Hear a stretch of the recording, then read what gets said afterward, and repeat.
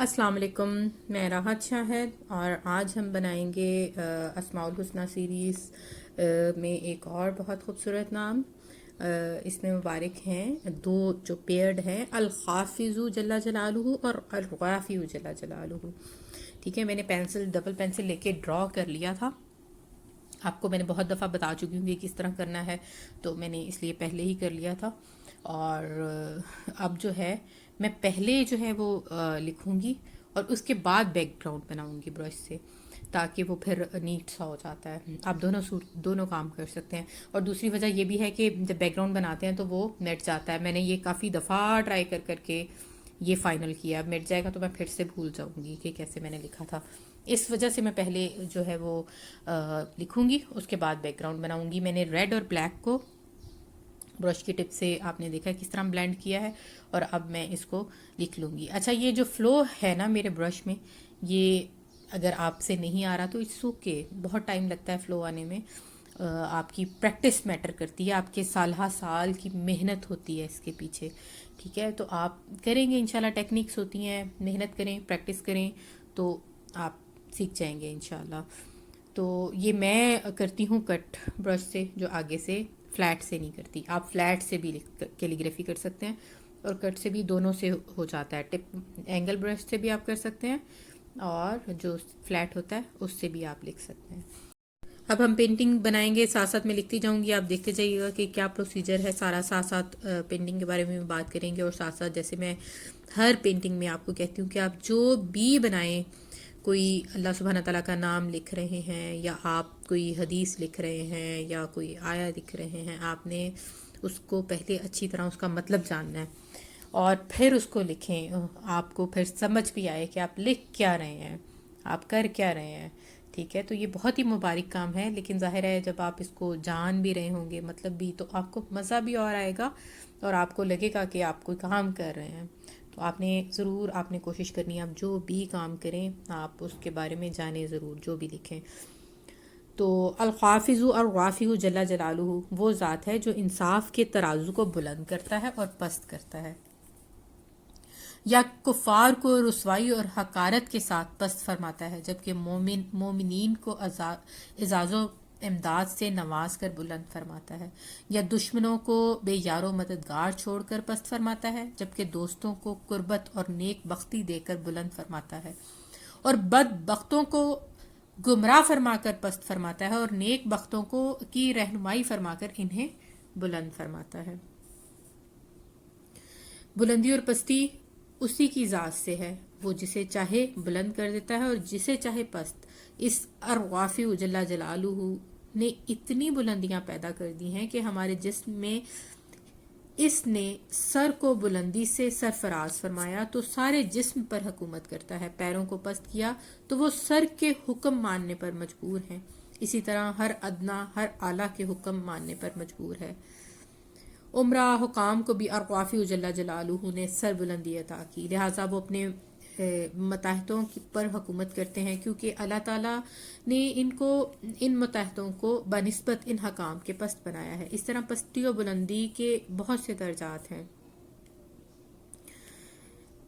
Painting ساتھ ساتھ آپ دیکھ ہی رہے ہیں، میں نے نیچے ٹیپ اس لیے لگائی ہے کہ نیچے سے اسٹریٹ رہے، یہ نیچے سے ہم نے اسٹریٹ کرنا ہے، اوپر سے بھی ہم نے اسٹریٹ کرنا ہے۔ اچھا، یہ ماڈرن کیلیگرافی ہے، آپ نے دیکھا الحافظ زوج جو ہے یہ میں نے کس طرح لکھا ہے، اور نیچے سے میں نے اس کو اسٹریٹ کر دیا ہے۔ ماڈرن کیلیگرافی میں آپ لفظوں کو اپنے حساب سے کر سکتے ہیں، لیکن ان کو اتنا خراب نہ کریں کہ آپ پڑھ نہ سکیں، لیکن یہ کہ آپ اس کو اپنے حساب سے لکھ سکتے ہیں، بس اس کو کوشش کریں ریڈیبل رہے۔ اچھا، اس الحافظ جل جلالہ نے زمین کو پستی عطا کر کے پھر پستی در پستی عطا کر دی، جیسے فضا میں رفت در رفت پیدا کر دی، پس زمین پر بلند پہاڑ پیدا کیے اور ان کے اندر غار اور پستیاں پیدا کیں، پھر ان کے تہوں میں قسم قسم کی مخلوقات پیدا کیں، طرح طرح کے جواہرات معدنیات بھر دیے۔ وہ زمین کو پست کرتا چلا گیا اور اس کی پستیوں میں قسم قسم کی چیزیں اور حیوانات پیدا کر دیے، سمندروں کی گہرائیوں کو مخلوقات سے پر کر دیا اور ان کی تہ کے اندر طرح طرح کی چیزیں بھر دیں، کہ اٹلانٹک کی برف کے نیچے اس حافظ جل جلالہ نے تہ در تہ مخلوقات بسا دی. خلاصہ یہ ہوا کہ اس نے ہر چیز میں پستی اور بلندی رکھی ہے. الرافع جل جلالہ کی دوسروں کو عطا کردہ غیر اختیاری فضیلتوں کی تمنا نہ کریں. دنیا میں مدار فضیلت دو چیزیں ہیں، ایک غیر اختیاری ہیں جو صرف حق تعالیٰ کا انتخاب ہے، دوسری اختیاری جو عمل صالحہ اور اخلاق فاضلہ سے حاصل ہوتی ہیں. دنیا میں جو ایک جگہ کو دوسری جگہ پر یا ایک چیز کو دوسری چیز پر فضیلت دی جاتی ہے، یہ اس چیز کے کسب و عمل کا نتیجہ نہیں ہوتا، بلکہ وہ بلا واسطہ خالق و کائنات کے انتخاب و اختیار کا نتیجہ ہوتا ہے. اس نے 7 آسمان پیدا کیے، ان میں سب سے اونچے آسمان کو دوسروں پر فضیلت دے دی، حالانکہ مادہ 7 آسمان کا ایک ہی تھا. پھر اس نے جنت الفردوس کو دوسری سب جنتوں پر اور جبرائیل، میکائیل اور اسرافیل اور ملک الموت علیہ السلام خاص فرشتوں کو دوسرے فرشتوں پر اور انبیاء علیہ السلام کو دوسرے سارے بنی آدم اور رسولوں کو دوسرے انبیاء پر اور اپنے خلیل ابراہیم علیہ السلام کو اور حبیب محمد صلی اللہ علیہ وآلہ وسلم کو دوسرے سب رسولوں پر، پھر اولاد اسماعیل علیہ السلام کو ساری دنیا کے دوسرے لوگوں پر، پھر قریش کو ان سب پر اور بنی ہاشم کو سب قریش پر، اور اولاد بنی آدم کے سردار حضرت محمد صلی اللہ علیہ وآلہ وسلم کو سب بنی ہاشم پر. اسی طرح حضرت محمد صلی اللہ علیہ وآلہ وسلم کو تمام مخلوقات پر فضیلت بخشی. پھر صحابہ کرام رضی اللہ تعالیٰ عنہ دوسرے اسلاف امت کو بقیہ دوسرے مسلمانوں پر فضیلت دینا، یہ سب دراصل الرافع جل جلالہ کے انتخاب و اختیار کا نتیجہ ہے. اسی طرح زمین کے بہت سے مقامات کو دوسرے مقامات پر اور بہت سے دنوں اور راتوں کو دوسرے دنوں اور راتوں پر فضیلت دینا، یہ سب اسی کے اختیار و انتخاب کا اثر ہے. اچھا، یہ ساتھ ساتھ یہ دیکھیں برش میں پینٹ ویسٹ نہیں کرتی، جو بھی پینٹ بچتا ہے میں ایک کنٹینر میں، جیسے میں ہر اس میں بتاتی ہوں کہ میں کسی چیز میں اس کو ڈالتی رہتی ہوں، پھر بیک گراؤنڈ بن جاتا ہے اس سے، تو وہ ویسٹ نہیں میں کرتی کچھ بھی. تو آپ اس لیے یہ جو ابھی کنٹینر تھا اس میں صرف برش صاف ہوئے ہوئے تھے، مطلب کچھ بھی نہیں تھا. اور یہ جو ابھی ڈال رہی ہوں اس میں نے وائٹ کلر ڈالا ہے، تو اس میں جو کنٹینر میں برش صاف کیے ہوئے تھے وہ گرے کلر ہو گیا ہے، چونکہ اس میں ڈفرینٹ کلر گئے ہیں، را امبر اور گرے، وائٹ اور بلیک، تو وہ یہ والا شیڈ ہو گیا اس سے. اگر آپ نے خود سے بنانا ہوا تو اس میں یہ 3 شیڈ گئے ہیں. ٹھیک ہے، تو آپ نے یہ 3 مکس کر کے، وہ میرے پاس آلریڈی پڑا ہوا تھا تو میں نے اسی کو بلیک میں مکس کیا ہے، تو یہ دیکھیں خوبصورت سا گرے بن گیا ہے. اسی سے میں اپر بیک گراؤنڈ بناؤں گی، نیچے میں لائٹ گرے اور اوپر ڈارک گرے کروں گی کلر.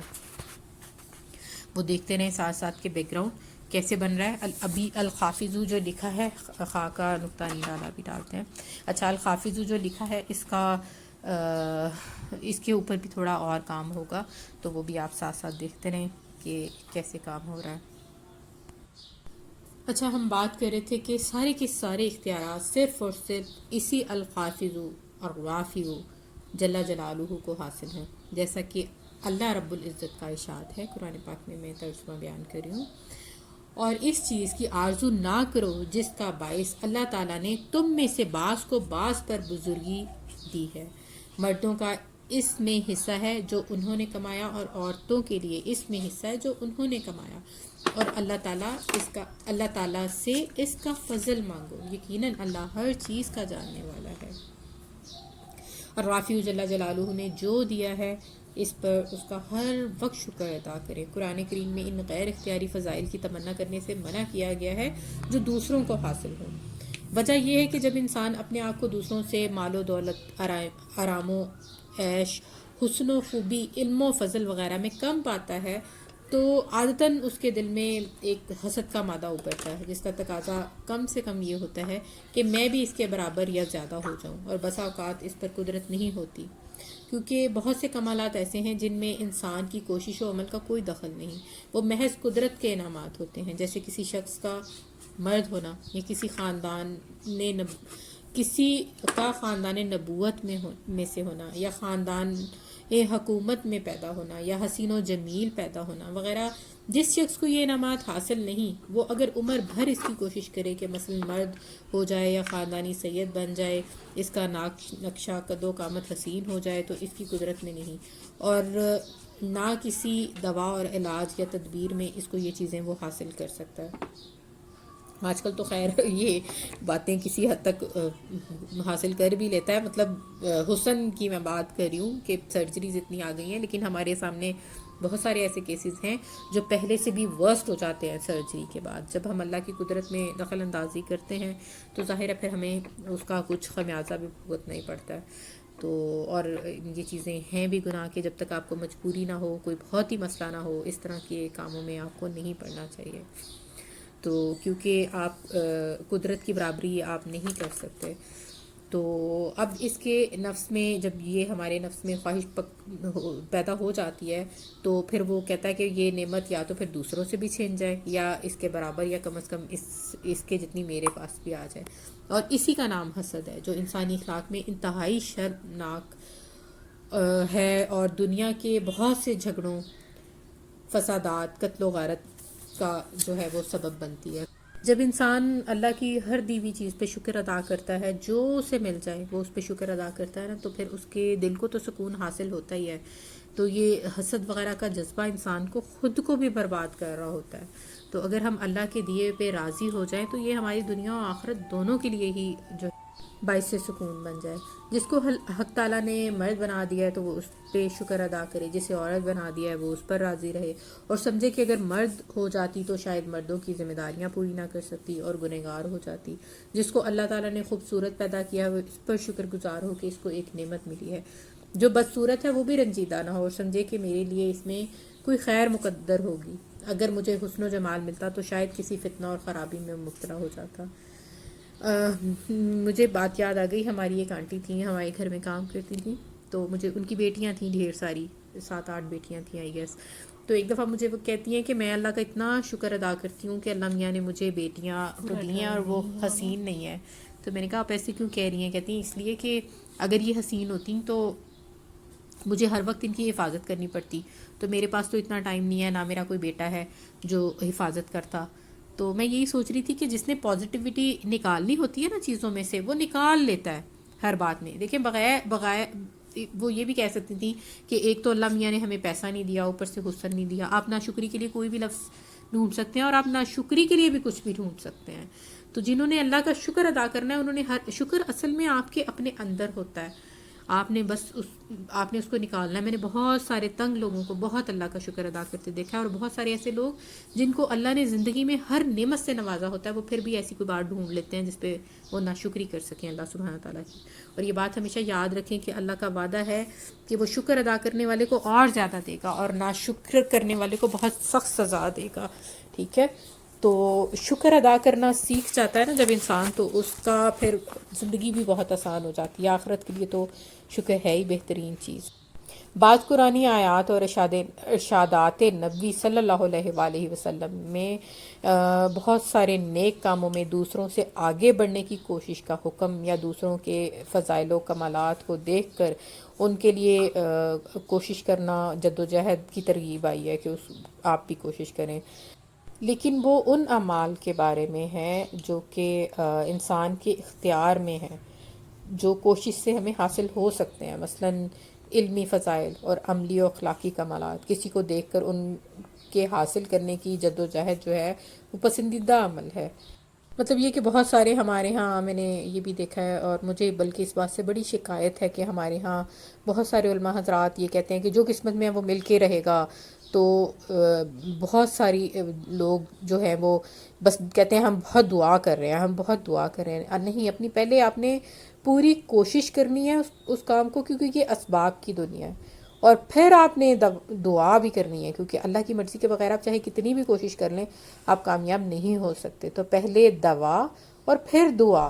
یہ نہیں ہے کہ آپ بیٹھے رہیں رات تک کوئی کام نہ کریں اور کہیں کہ اللہ میاں جو ہے وہ آپ خود ہی ہمیں جو ہے وہ ہمارے لیے ساری چیزیں پرووائڈ کرتے ہیں۔ آپ کوشش کریں گے، اللہ یقیناً آپ کو پرووائڈ کرے گا، ٹھیک ہے؟ یہ دنیا ہے، جنت نہیں ہے۔ دوسرا یہ ہے کہ اگر آپ اور بھی بہت سارے ایسے کام ہیں، جیسے آپ نے اگر پیپرز میں محنت نہیں کی اور آپ کہیں کہ میں فرسٹ آ جاؤں، اللہ میاں میں دعا کرتے رہیں، تہجد پڑھتے رہیں، سجدے کرتے رہیں، لیکن آپ نے چونکہ محنت ہی نہیں کی تو وہ دعا بھی پھر آپ سوچیں نا، خود عقل بھی اللہ نے دی ہے تو بہت سارے کام ہمارے اللہ نے اختیار میں بھی دیے ہیں، تو جو ہمارے اختیار میں ہے اس کے لیے بیسٹ کوشش کریں اور دعا کریں اور پھر دعا کریں، تو اللہ پاک انشاءاللہ ضرور اس میں برکت ڈالیں گے۔ اللہ سبحانہ تعالیٰ تو چونکہ یہ اسباب کی دنیا، آپ دیکھیں کفار جب اتنی محنت کرتے ہیں تو اللہ ان کو بھی صلہ دیتا ہے، تو ظاہر ہے اللہ کے ماننے والے ہیں، ان کو کیوں نہیں دے گا؟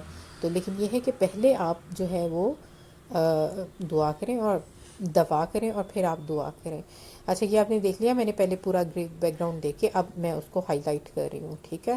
تو آپ بے شک کلر سے ہی اس کو اس ادھر سے لائٹ شیڈ رہنے دیں گے تو وہ بھی، لیکن اتنی نیٹنس نہیں آتی پھر، تو اگر background same to same بنائیں گے تو وہ زیادہ خوبصورت لگے گا۔ مطلب پہلے اس کو گرے، میں نے پورا گرے نہیں کیا، میں نے کہیں سے لائٹ اور ڈارک کیا، جو میرے پاس کلر پڑا تھا اسی سے میں نے آپ کو بتایا نا، جس میں نے برش واش کیے ہوئے تھے، تو اسی سے میں نے یہ سارا بیک گراؤنڈ بنایا ہے۔ یہ تھک سا واٹر ہی تھا سمجھیں، ٹھیک ہے؟ ایکریلک ہے، یہ سارے کلرز ایکریلک میں نے یوز کیا۔ اچھا جو ہم بات کر رہے تھے، آپ دیکھیں کہ بہت سے لوگ جو ہیں وہ غیر اختیاری فضائل کی تمنا میں لگ کر اپنے عیش و آرام اور سکون و اطمینان کو دنیا میں ہی برباد کر لیتے ہیں، اور اگر نوبت حسد تک پہنچ جاتی ہے تو پھر وہ جو دوسروں کی نعمت کا زوال کی تمنا کرنے لگتے ہیں، تو اس سے کیا ہوتا ہے کہ ان کی آخرت بھی برباد ہو جاتی ہے، کیونکہ حسد جو ہے وہ گناہ کبیرہ ہے، بڑے گناہوں میں آتا ہے۔ تو اور بعض لوگ جو ہیں وہ اپنی سستی اور کم ہمتی سے اختیاری فضائل حاصل کرنے کی بھی کوشش نہیں کرتے، اور کوئی کہے تو اپنی کم ہمتی اور بے عملی پر پردہ ڈالنے کے لیے قسمت و تقدیر کے وہ پھر کہتے ہیں کہ یہ تو قسمت میں ہی ایسے لکھا تھا۔ بس اگر انسان یہ یاد رکھے کہ جو کمالات و فضائل غیر اختیاری ہیں اور ان میں سے انسان کے عمل جو ہے، عمل و کوشش جو ہے وہ مؤثر نہیں ہے، ان فضائل کو تقدیر کے حوالے کر کے جس حالت میں کوئی ہے اسی پر راضی رہے اور اللہ تعالیٰ کا شکر ادا کرے، اس سے زائد کی تمنا جو ہے وہ فضول رنج و غم کا ہی باعث بنے گی، اور تو اس کا کوئی فائدہ نہیں ہوگا۔ اور جو فضائل و کمالات اختیاری ہیں، مطلب جو کام ہم کر سکتے ہیں، ان کی تمنا جو ہے وہ فائدہ مند ہے، بشرطیہ کہ تمنا کے ساتھ عمل اور جد و جہد بھی ہو۔ الرافع جل جلالہ نے عزت و بلند و مرتبہ اپنے کلام میں رکھا ہے۔ میں آپ کو یہ بات ایک واقعے سے سمجھاتی ہوں۔ حضرت عامر بن واصلہ رضی اللہ تعالیٰ عنہ فرماتے ہیں کہ حضرت عمر رضی اللہ تعالیٰ عنہ نے نافع بن عبد الحارث رضی اللہ تعالیٰ عنہ کو مکہ مکرمہ کا حاکم بنا رکھا تھا۔ ان سے ایک مرتبہ دریافت فرمایا، جنگلات کا ناظم کس کو مقرر کر رکھا ہے؟ انہوں نے کہا ابن ابزا کو۔ حضرت عمر رضی اللہ تعالیٰ عنہ نے پوچھا ابن ابزا کون شخص ہے؟ انہوں نے عرض کیا ہمارا ایک غلام ہے۔ حضرت عمر رضی اللہ تعالیٰ عنہ نے اعتراضاً فرمایا غلام کو امیر کیوں بنا دیا؟ انہوں نے کہا کتاب اللہ کا پڑھنے والا ہے۔ یہ سن کر حضرت عمر رضی اللہ تعالیٰ عنہ نے اس حدیث کو نقل کیا کہ نبی کریم صلی اللہ علیہ وآلہ وسلم کا ارشاد ہے، حق تعالی شانہ اس کلام کی بدولت بہت سے لوگوں کے رفع درجات بلند فرماتے ہیں اور بہت سوں کو پست کرتے ہیں۔ اللہ تعالیٰ نے عزت و افتخار اپنے کلام میں رکھا ہے، اس کی تلاوت کرنے، اس کے مطابق عمل کرنے اور اس کو دوسروں تک پہنچانے والے لوگ اللہ کے نزدیک بہترین قرار دیے گئے ہیں۔ نبی کریم صلی اللہ علیہ وآلہ وسلم نے قرآن مجید کو عزت و شرف کی چیز ارشاد فرمایا ہے، لہٰذا ہمیں بھی قرآن مجید کی تعلیمات حاصل کر کے ان پر عمل پیرا ہو کر اعزاز حاصل کرنا چاہیے۔ انسان کی پستی کا سبب الرافع جل جلالہ کی ناشکری ہے۔ ایک اور واقعے سے یہ بات میں واضح کرتی ہوں۔ بنی اسرائیل کے ایک عالم کی گمراہی کا عبرتناک واقعہ ہے، جو حضرت ابن مرفیہ رضی اللہ تعالیٰ عنہ نے حضرت عبداللہ بن عباس رضی اللہ تعالیٰ عنہ سے نقل کیا ہے کہ اس شخص کا نام بلعم بن باعورہ تھا۔ یہ ملک شام میں بیت المقدس کے قریب کنعان کا رہنے والا تھا، اور ایک روایت میں ہے کہ بنی اسرائیل میں سے تھا۔ اللہ تعالیٰ کی بعض کتابوں کا علم اس کو حاصل تھا۔ قرآن کریم میں جو اس کی صفت میں الذی آتیناہ آیاتنا فرمایا ہے، اس سے اسی علم کی طرف اشارہ ہے۔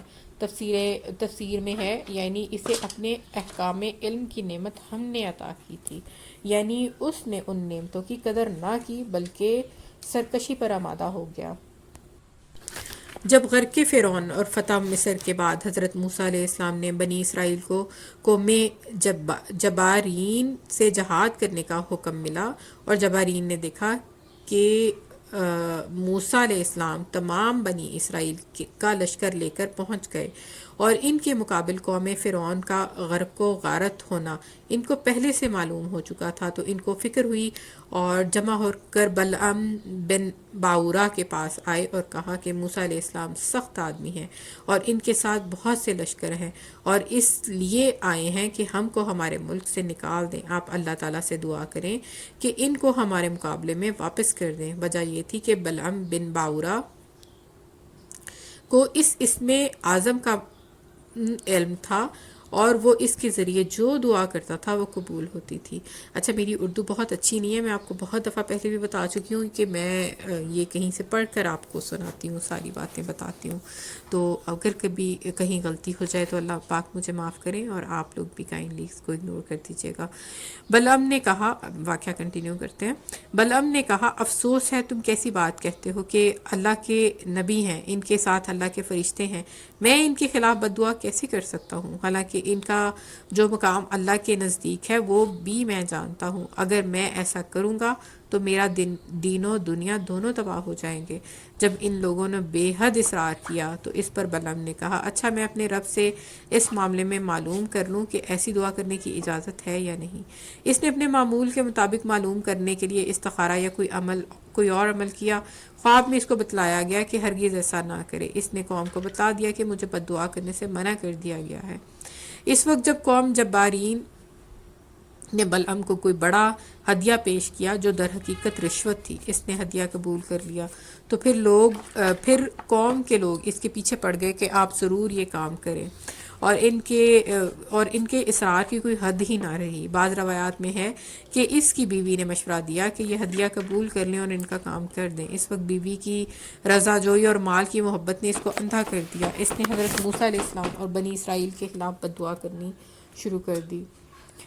اس وقت قدرت کا عجیب کرشمہ یہ ظاہر ہوا کہ جو کلمات بد دعا حضرت موسیٰ علیہ السلام اور ان کی قوم کے لیے کہنا چاہتا تھا، اس کی زبان سے وہ الفاظ بد دعا خود اپنی قوم جبارین کے لیے نکلے، اور وہ چلا اٹھے کہ تم تو ہمارے لیے بد دعا کر رہے ہو۔ بلعم نے جواب دیا یہ میرے اختیار سے باہر ہے، میری زبان اس کے خلاف پر قادر نہیں۔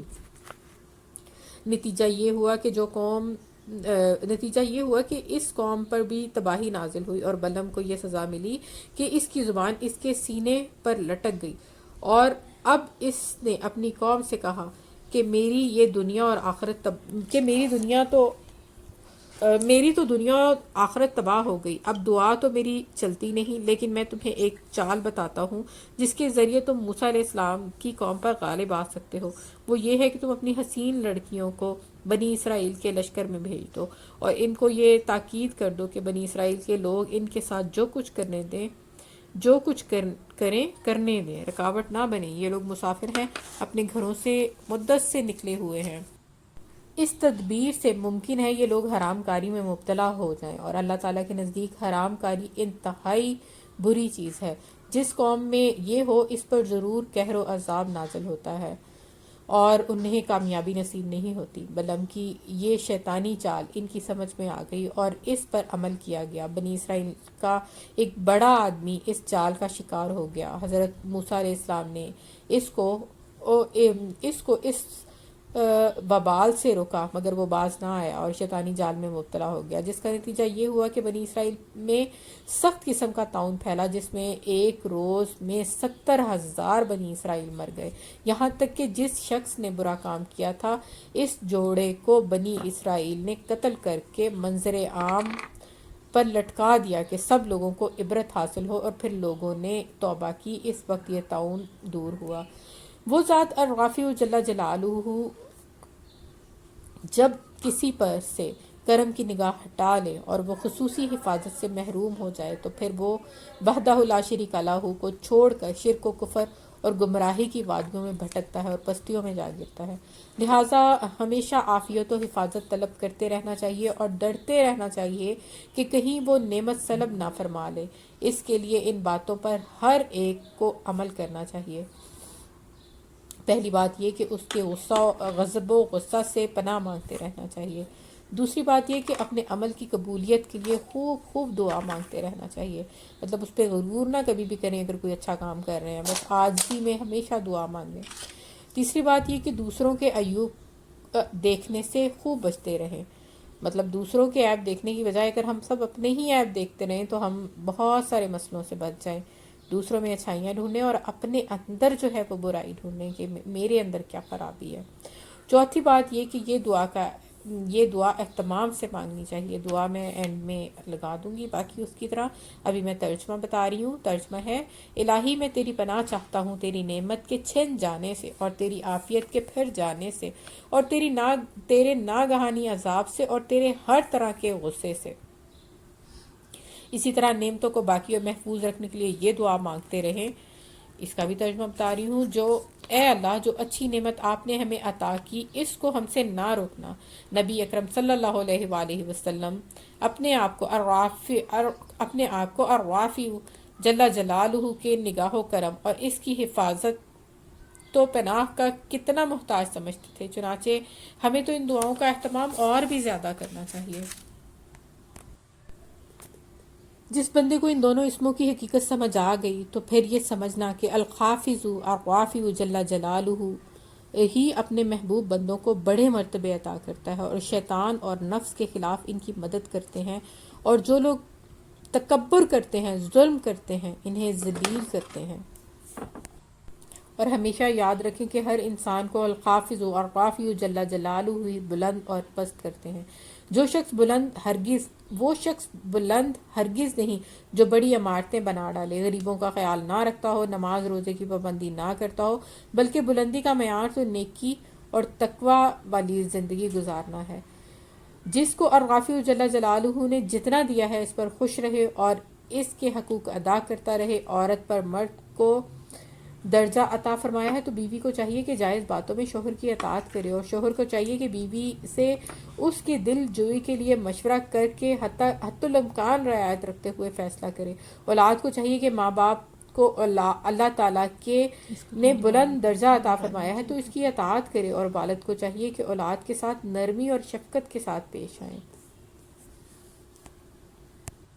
اور ہم کسی بھی کام میں پھنسے ہوئے ہیں، ہمارا کام ہے کہ ہم پوری بس اس میں کوشش کریں اور ہرگز مایوس نہ ہوں، بلکہ کوشش کریں کہ جس خافض جل جلالہ نے یہ پستی کا حال بھیجا ہے اس کا نام الرافع جل جلالہ بھی ہے، اور اس رافع جل جلالہ کا وعدہ ہے، میں ترجمہ بتا رہی ہوں، کہ میں کسی محنت کرنے والے کی محنت ضائع نہیں کروں گا۔ تو بس محنت کرتے رہیں اور نتائج جو ہے وہ اللہ پہ چھوڑ دیں، اپنی پوری محنت کریں اور پھر پوری دعا کریں کہ اللہ میرا ساتھ دیں۔ کیلیگرافی ہماری کمپلیٹ ہو گئی، اپنا خیال رکھیے گا، اللہ حافظ۔